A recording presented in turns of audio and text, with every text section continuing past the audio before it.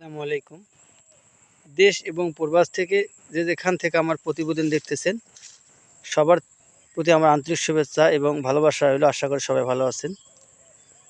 আমি মোহাম্মদ জামিল হোসেন, সাফল্য খামার টিভি, চিরিবন্দর, দিনাজপুর, সৈয়দপুর, নীলফামারী। আগে খামার করার আগে কোন ঘাস চাষ করবেন এই সম্পর্কে আজকে এই ভিডিওতে আলোচনা করা হবে। আপনারা অনেকেই জিজ্ঞাসা করেন যে খামার করার আগে আমরা কোন ঘাস চাষ করব। আজকে আমি সেটাই নিয়ে আলোচনা করব। আমি বলবো যে আপনারা খামার করার আগেই স্মার্ট নেপিয়ার হাইব্রিড ঘাস চাষ করুন এবং জারা ওয়ান হাইব্রিড ঘাস চাষ করুন। এই দুটি ঘাস বাংলাদেশের সেরা ঘাস নামে পরিচিত।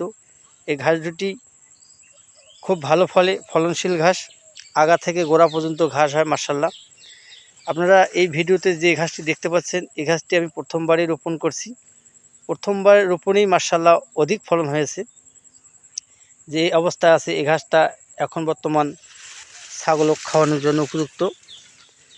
একটা ঝোপে মিনিমাম 20 কেজি ঘাস আছে। আপনার যদি একটা ঝোপ কাটা যায় একটা ছাগলের বা একটা গরুর জন্য সারাদিনের জন্য চাহিদা পূরণ হয়ে যাবে। তো আপনারা দেখতে পাচ্ছেন যে মাশাআল্লাহ খুবই ফলনটা ভালো হয়েছে। এই ঘাসটির বয়স প্রায় 2 মাস। এই ঘাসটি আমি রেখেছি কাটিংয়ের জন্য, মূলত শীতকালের জন্য। আমরা কাটিং বিক্রি করি শীতকালে, অনেক খামারিকে আমরা কাটিং দিয়ে থাকি। পাশাপাশি দেখতে পাচ্ছেন যে আমার এই যে জারা ওয়ান হাইব্রিড ঘাসের চারাও রেডি আছে মাশাআল্লাহ। যারা এই জারা ওয়ান হাইব্রিড এবং ইন্দোনেশিয়া স্মার্ট নেপিয়ার হাইব্রিড ঘাসের কাটিং খুঁজতেছেন তারা আমার ভিডিওটি শুরু থেকে শেষ পর্যন্ত দেখবেন। ঘাস চাষ সম্পর্কে জানতে পারবেন এবং বিস্তারিত জানতে হলে আমাকে কল করবেন, আরও জানতে পারবেন। সমস্ত কিছু ঘাসের আদ্যপান্ত যত আছে জানতে পারবেন। যদি আমার ভিডিওটি ভালো লাগে লাইক কমেন্ট শেয়ার করবেন। আর ঘাসের কাটিংয়ের প্রয়োজন হলে স্ক্রিনে দেওয়া নাম্বারে কল করবেন, তাহলে আপনারা ঘাসের কাটিং হাতের নাগালে পাবেন। এগুলো আমরা কুরিয়ার সার্ভিসের মাধ্যমে সারা বাংলাদেশ ডেলিভারি দিয়ে থাকি। কুরিয়ার ফি দিয়েই অর্ডার করতে হবে।